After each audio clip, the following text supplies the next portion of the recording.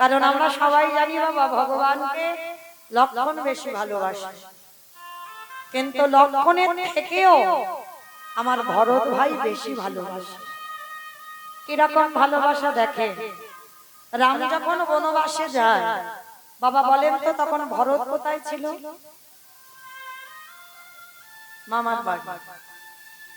মামার বাড়ি তো, তাহলে মামার বাড়ি থেকে ফিরে এসে যখন জানলো ওই কইকেয়ী মায়ের দাসী মন্থরার কাছ থেকে রাম 14 বছর বনে গেছে পিতৃসত্য পালনার্থে, কইকেয়ী মার কথা রাখতে, বিনা মেঘে যেন ভরতের মাথায় বজ্রাঘাত পড়ল। মন্থরা, আমার জ্যেষ্ঠ আমাকে না বলে চলে গেছে বনবাস। ভরত দেখা করতে গেছে বনমাঝে রামের সঙ্গে। আর যখন গেছে বাবা, রামচন্দ্র দেখে বলে বলেন, ভাই তুই কেন এসেছিস? তুই জানিস না আমি পিতৃসত্য পালনার্থে কইকেয়ী মার কথা রাখতে বনবাস কেন এসেছিস? দাদা আমি জানি দাদা, শুনেই তো এসেছি। তা শুনলি যখন এলি কেন? দাদা, যে মায়ের কথা রাখতে বনবাসী হয়, যে বাবার কথা রাখতে বনবাসী হয়, সে কি কোনোদিন একটা ভাইয়ের কথা শুনে অযোধ্যায় যাবে? আমি জানি দাদা তুমি যাবে না, তাহলে এলি কেন?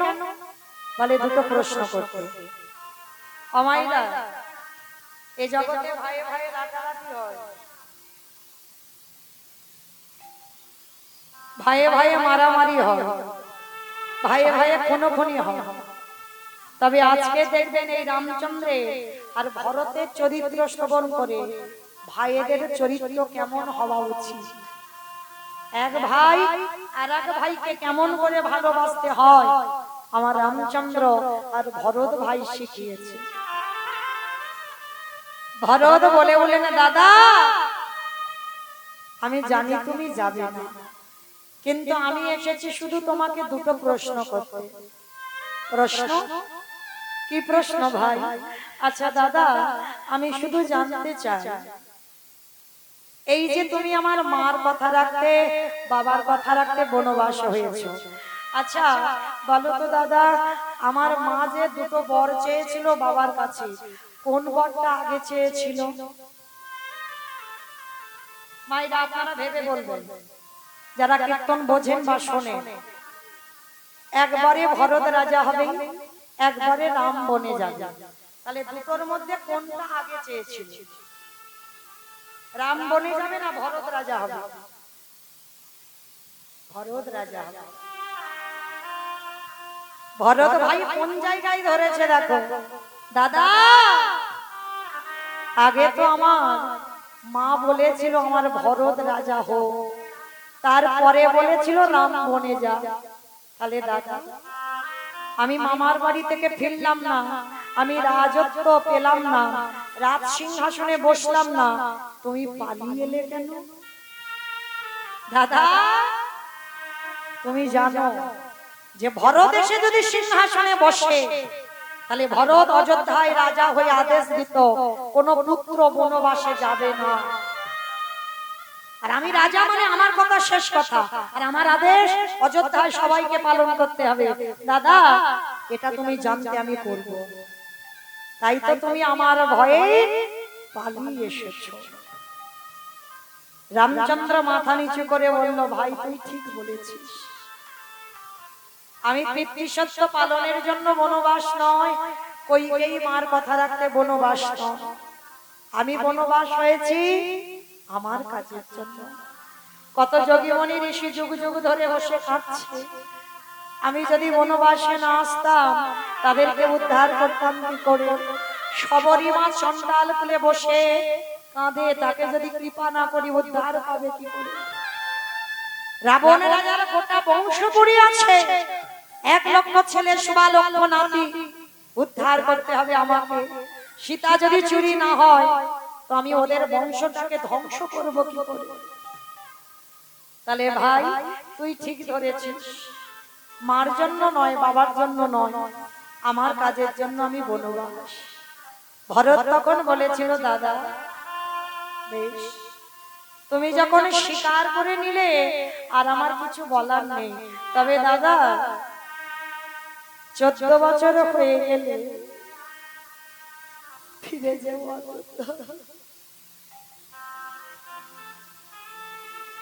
14 বছরের পরে যদি এক বেলা হয়ে যায়, গিয়ে দেখবে তুমি ভরতে মরা দেহটা পড়ে আছে। আর দাদা তোমার জন্য আমি 14 বছর অপেক্ষা করব।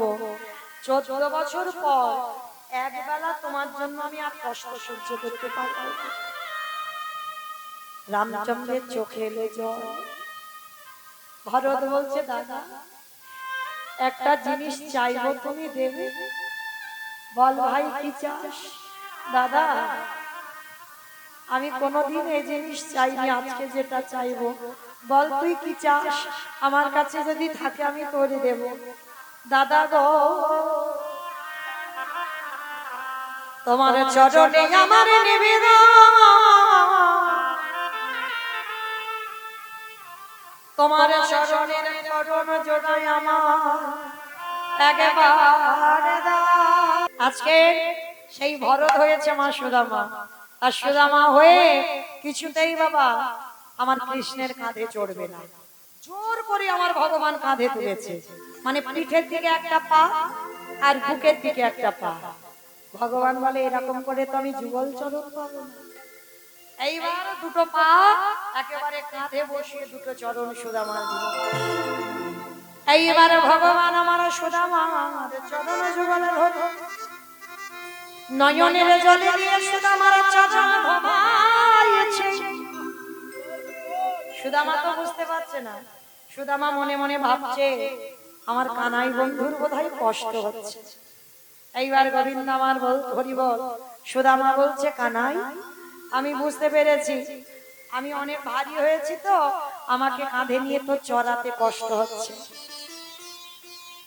ভগবান মনে মনে বলল সুদামা রে আমি কষ্টের জন্য কাঁদি না, আমি কেন কাঁদলাম জানিস?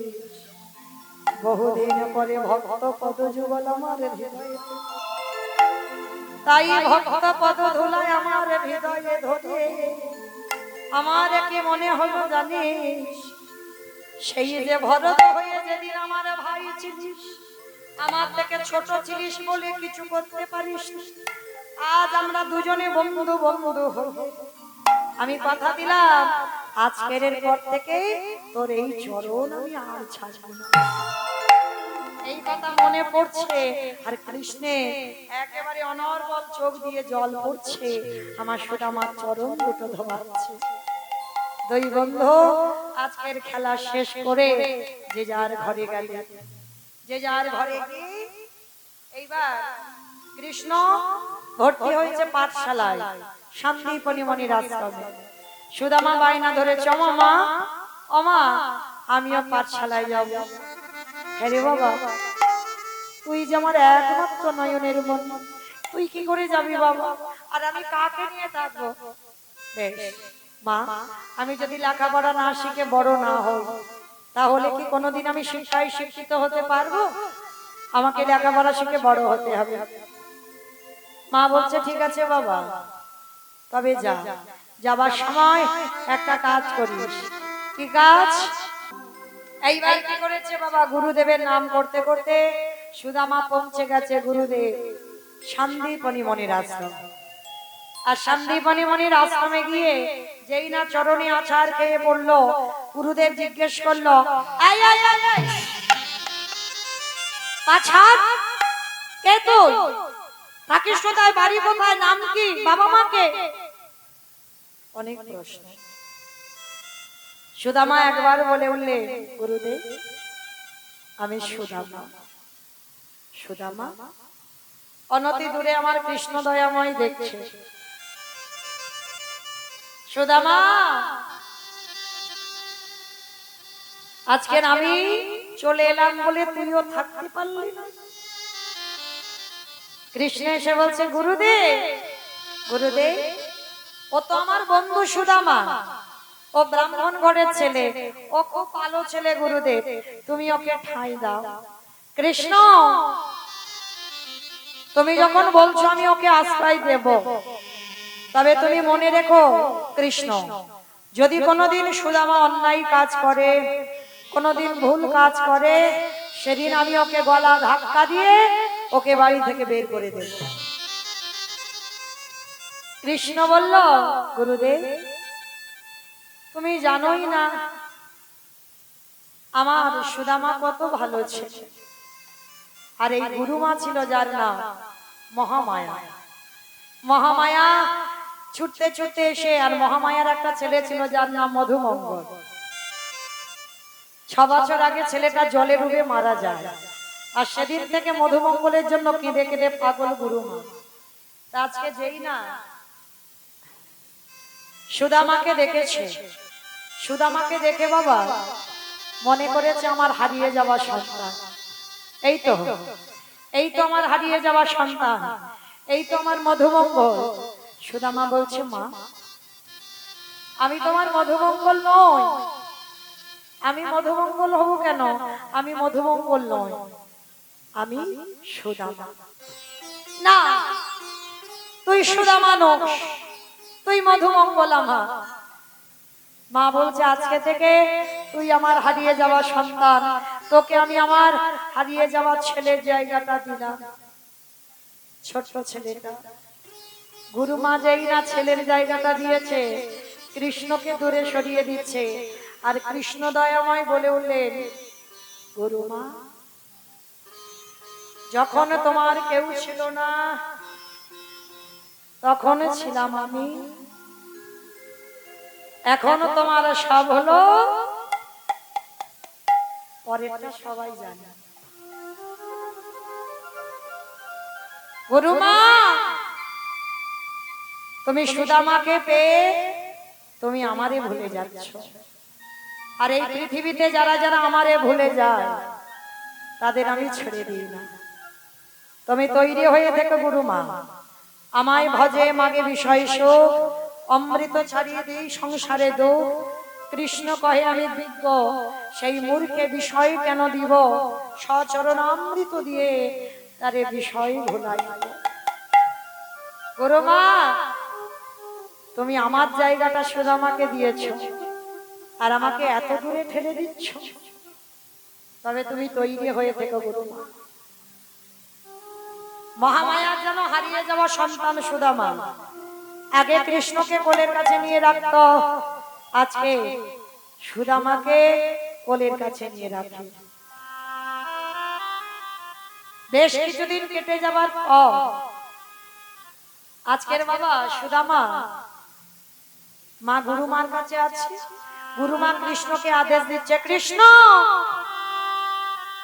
যা বাবা, রান্নাঘর থেকে কিছু কাঠ কম আছে, তুই একটু জঙ্গল থেকে কাঠ করিয়ে আন। ভালো করে ভাবেন বাবা, কাকে কি কাজের দায়িত্ব দিচ্ছে। যিনি বিশ্বের স্রষ্টা মালিক ভগবান, আজকে তাকে দিচ্ছে বাবা জঙ্গল থেকে কাঠ আনা। কেন? এটাই চেতনা মা।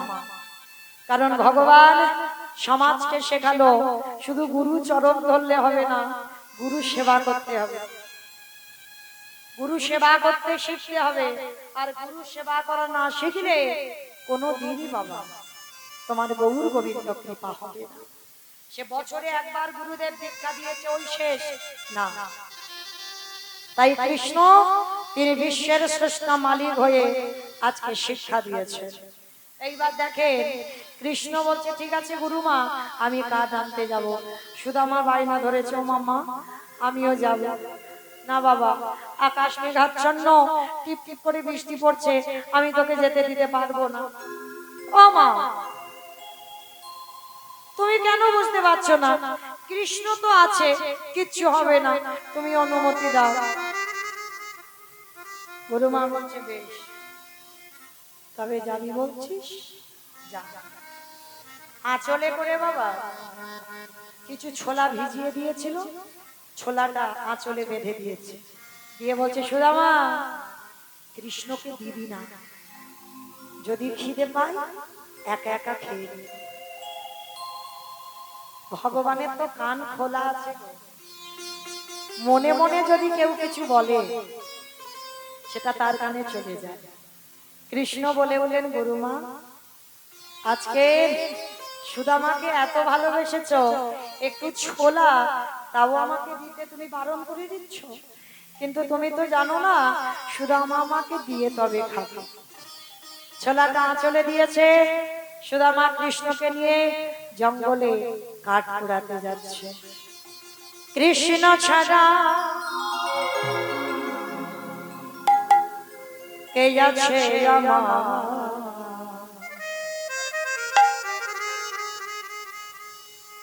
বিশ্ব চরাচর মাঝে, বিশ্ব চরাচর মাঝে কৃষ্ণ ছাড়া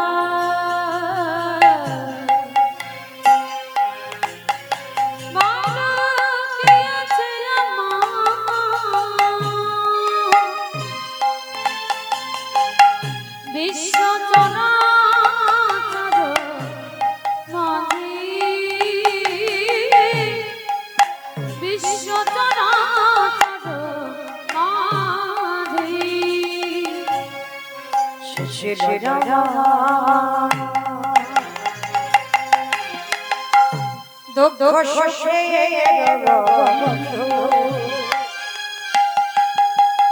সে হলো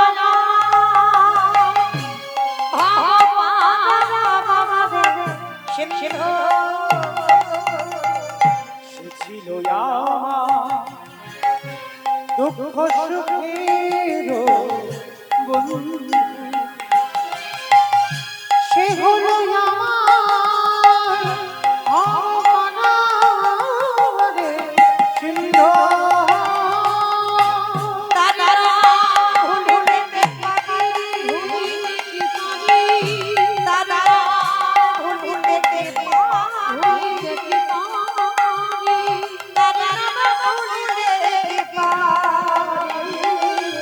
বিশ্ব চরাচর মাঝে, বিশ্ব চরাচর মাঝে দেখা দে, দেখা দে,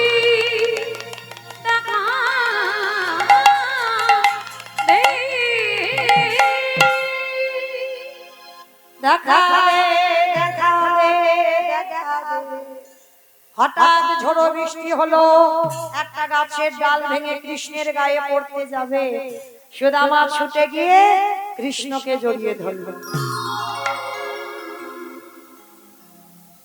কৃষ্ণকে যখনই জড়িয়ে ধরেছে, ও মায়েরা, ভগবান মনে মনে ভাবতেন এই জগতে সংসারে কেউ যদি আমার জন্য এতটুকু ভাবে, তার জন্য আমি বিশাল কিছু করতে রাজি। যেমন মহাভারতে দ্রৌপদীকে দিয়েছিল, একটু বস্ত্র দিয়েছিল বলে তাকে শত শত বস্ত্র পুরুষভায় আমার ভগবান জগিয়ে দিল। তাহলে ভগবানের জন্য ভাবতে হবে মা, আর ভগবানের জন্য যারা ভাবে তাদের জন্য আমার ভগবান হৃদয়টাকে ঢাল করে পেতে দেয়। প্রমাণ দেখবেন মা, গীতার পাতার প্রথম ছবিটা, এই যে ছবিটা দেখতে পাচ্ছেন, দেখেন ভগবান ঘোড়ার লাগাম ধরে আছে, ভগবানের মাথায় ছাতা নেই, কিন্তু পিছনে যে বসে আছে তার রথের ছাতা আছে, মানে আচ্ছাদনে ভক্ত আছে, ভগবান আচ্ছাদনে নেই। কেন? এটা ছবি নয় বাবা, হৃদয় অঙ্গ করতে হবে। ভগবান রোদে পুড়বে, বৃষ্টিতে ভিজবে, কিন্তু আমার ভক্ত যেন ভালো থাকে। যত কুরুক্ষেত্রের মাঝে আঘাত আসবে, ভগবান সামনে দাঁড়িয়ে ঢাল করে হৃদয়টা পেতে দেবে। আগে আমি ভগবান, আমাকে উপেক্ষা করো, তারপরে আমার ভক্তের কাছে যাও। তাহলে এই হচ্ছে আমার ভগবান। কারণ যে ব্যক্তির, যে ভক্তের জন্য ভগবান হৃদয়টাকে পেতে দিয়েছে, ও তো যেমন তেমন ভক্ত নয় বাবা। যে ভক্তটা রথের পেছনে বসে আছে, ও কেমন ভক্ত জানো? ওর বংশের পরিচয়টা কত বড় শুনে নাও। বিষ্ণু থেকে ব্রহ্মা, ব্রহ্মার পুত্র অগ্নি, অগ্নিবের পুত্র সোম, সোমের পুত্র বুধ, বুধের পুত্র পুরুরবা, পুরুরবার পুত্র আয়ুষ, আয়ুষের পুত্র নহুষ, নহুষের পুত্র যজাতি, যজাতির পুত্র যদু, যদুর পুত্র কুরু, কুরুর পুত্র জন্মেঞ্জয়, জন্মেঞ্জয়ের পুত্র গতিশান, গতিশানের পুত্র মনুষ্য, মনুষ্যর পুত্র চারুফল, চারুফলের পুত্র রুদ্রাসন, রুদ্রাসনের পুত্র হৃদেশ, হৃদেশের পুত্র রক্তিনাথ, রক্তিনাথের পুত্র ব্যাধি, ব্যাধির পুত্র দুষ্মন্ত, দুষ্মন্তর পুত্র ভরত, ভরতের পুত্র ইক্ষ, ইক্ষুর পুত্র সম্বর, সম্বরণের পুত্র সুধন, সুধনর পুত্র সহদ্র, সহদ্রর পুত্র যবন, যবনের পুত্র কৃতি, কৃতির পুত্র উপরিযবস, উপরিযবসের পুত্র জরাসন্ধ, জরাসন্ধর পুত্র সহদেব, সহদেবের পুত্র সমাচি, সমাচির পুত্র কুশ, কুশর পুত্র জম্ভ, জম্ভর পুত্র সুরত, সুরতের পুত্র বিহরত, বিহরতের পুত্র আজুকান, আজুকানোর পুত্র অগ্রধর, অগ্রধরের পুত্র দেব ঋষি, দেব ঋষির পুত্র ঋক, ঋকের পুত্র বিদিক, বিদিকের পুত্র পতিত, পতিতের পুত্র শান্তন, শান্তনর পুত্র বিচিত্র বীর্য, বিচিত্র বীর্যের পুত্র পাণ্ড, আর পাণ্ডব তৃতীয় পুত্র যে রথে বসেছিল যার নাম হলো তৃতীয় পাণ্ডব অর্জুন। এত বড় বংশের ছেলে, তাহলে মায়েরা ভগবানের জন্য যদি কেউ কিছু ভাবে, ভগবান তার জন্য বিশাল কিছু করতে রাজি। আজকে যেই না সুদামা কৃষ্ণের গায়ে কাঠের বোঝাটা পড়ে যাবে, সুদামা ওই কাঠে ওই ডালটাকে বুকে তুলে নিয়েছে। কৃষ্ণ বলল, সুদামা তুই আমায় এত ভালোবাসিস? দুই বন্ধু আজকের কাঠ কুড়াচ্ছে। কাঠ কুড়াতে কুড়াতে বাবা টিপ টিপ করে বৃষ্টি পড়ছে, আর ওই বৃষ্টি ফোঁটা যখন টিপ টিপ করে পড়ছে সুদামা গাছের ডালে, কানাইকে বলছে, ও কানাই, কানাই আই না দুজনে গাছের ডালে বসি। ভগবান বলছে, বন্ধু আমি তো গাছে উঠতে পারি না।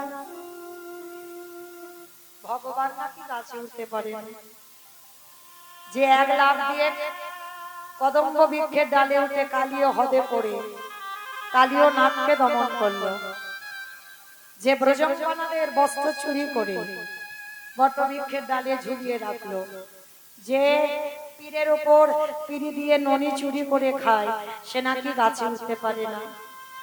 সবটাই লীলামা। গাছের তলায় বসে আছে আর সুদামার গাছের ডালে বসে বসে খিদে পেয়েছে। আর যেই না খিদে পেয়েছে মনে মনে ভাবছে, দেখি তো একবার কি হয়েছে।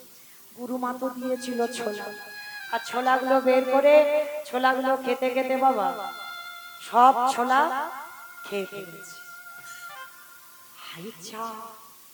গুরুমা বলল, কৃষ্ণকে দিবি না সেটাই হয়ে গেল। আর ছোলার খোসাগুলো গাছের গোড়াতে কৃষ্ণের সামনে পড়ছে। ভগবান অন্তর্যামী, ভক্তের অন্তরের কথা জানতে পেরে বলল, সুদামা সব খেয়ে নিলি? মা বলল বলে তুই সব খেয়ে নিলি? বেশ, আমি তোকে জিজ্ঞেস করব, যদি সত্যিটা বলিস তো ভালো। গাছ থেকে নেমে এসেছে দুই বন্ধু, আশ্রমে ফিরছে। সুদামাকে কায়দা করে জিজ্ঞেস করছে কৃষ্ণ, ও সুদামা, সুদামা গুরুমা যে ছোলাগুলো দিয়েছিল দেনা বন্ধু দুটো খাই।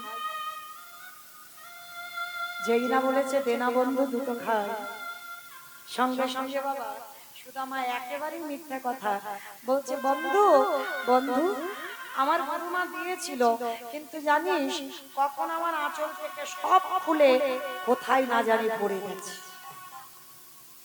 এত বড় মিথ্যা, এত বড় মিথ্যা।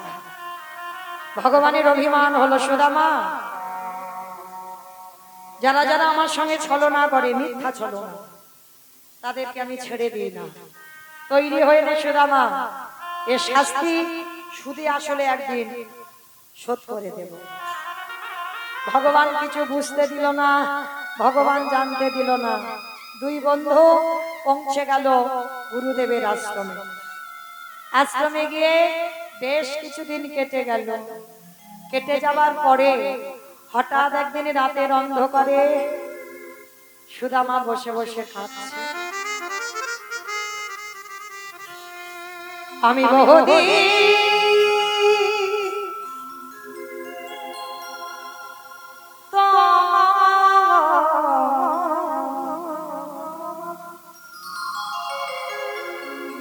পথ নিরি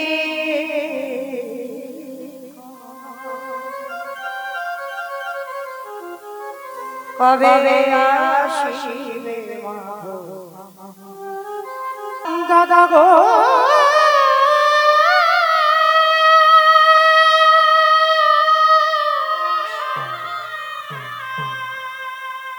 তোমার চরণের খরম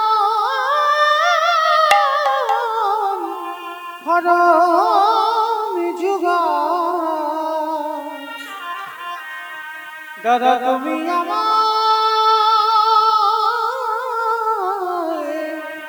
দান বলল দাদা তোমার চরণের খরম দুটো আমায় দাও। ও মায়েরা, জগতে একটুখানি জায়গার জন্য ভাইয়ে ভাইয়ে লাঠালাঠি হয়, ভাইয়ে ভাইয়ে পেটাপেটি হয়ে থানা পুলিশ হয়ে যায়, মামলা পর্যন্ত চলে। আর আজকের এরা ভাই দেখো ভরত সিংহাসনে বসবে না, রামকে বলছে দাদা তোমার চরণের খরম যুগল আমায় দাও। 14টা বছর ওই খরম যুগ ওই সিংহাসনে রেখে আমি ওই খরমের নিচে বসে 14টা বছর আমি সেবা করিব। তোমার খরম যুগা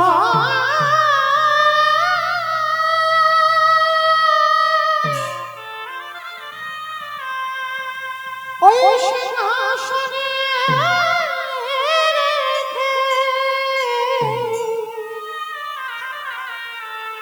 14 বছর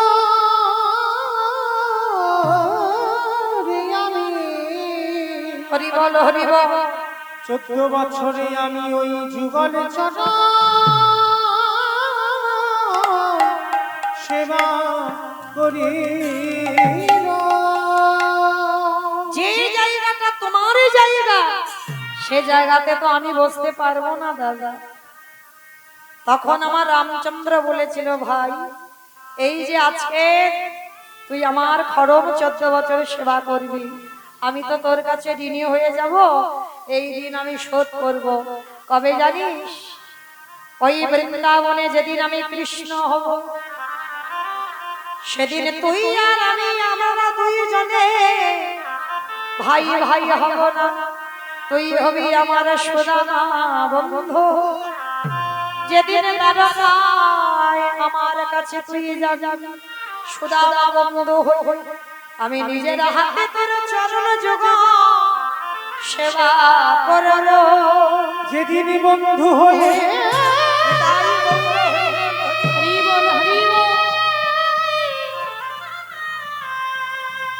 ওই দ্বারকায় যাব তোর চরণ ধৌত করে পরিশোধ করিব। কথা দিলাম যেদিন তুই সুদামা হবি, যেদিন আমি হব কৃষ্ণচন্দ্র, সেদিন কথা দিলাম ওই কৃষ্ণ হয়ে যেদিন দ্বারকাধীরাজ হব সেদিন তুই আমার কাছে যাবি, শুধু চরণ সেবা করব না, ওই চরণ ধোয়া যা আমি মনে করিব। তাই বলিব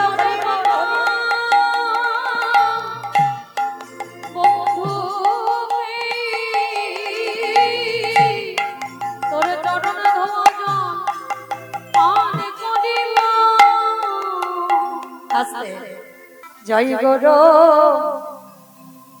জয় গুরু জয় গুরু জয়, তুমি গুরু মাতা পিতা তুমি সর্বময়। সবাই সবাই একবার বলে সবাই জয় গুরু জয়, তুমি গুরু মাতা পিতা তুমি সর্বময়। যেই নামে সেই কৃষ্ণ করি নামের সহিত আছে আপনি হরি। ও যেই নামে সেই কৃষ্ণ নিষ্ঠা করি নামের সহিত আছে আপনি শ্রীহরি সত্যতে নারায়ণ প্রেমেরা তারপরে যে শ্রী কৃষ্ণ বলিতে ভগবান। জয় গুরু জয় গুরু জয় গুরু জয় তুমি গুরু মাতা পিতা তুমি সর্বময় জয় গুরু জয় গুরু জয় গুরু জয়। তুমি গুরু মাতা পিতা তুমি সর্বময়। তুমি গুরু মাতা পিতা তুমি সর্বময় আমি করি বসেবা। হরি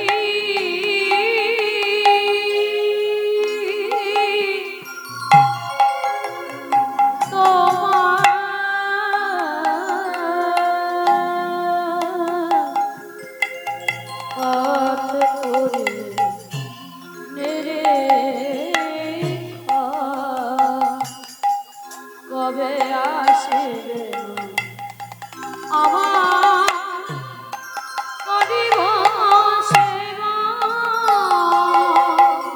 তোমাদের প্রেমে বসে আমি করি সেবা তোমার প্রেম বাসি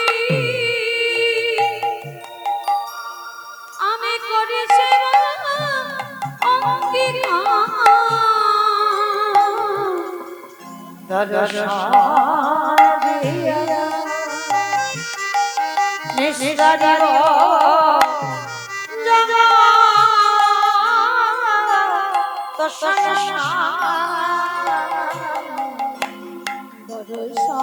দিয়া নিষ্কারিব জগৎ সংসার শ্রী গোপাল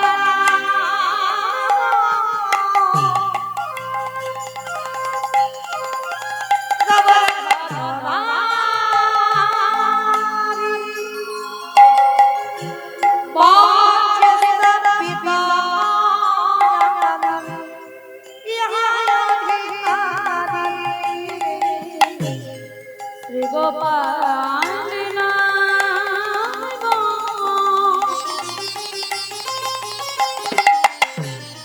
গোবর্ধন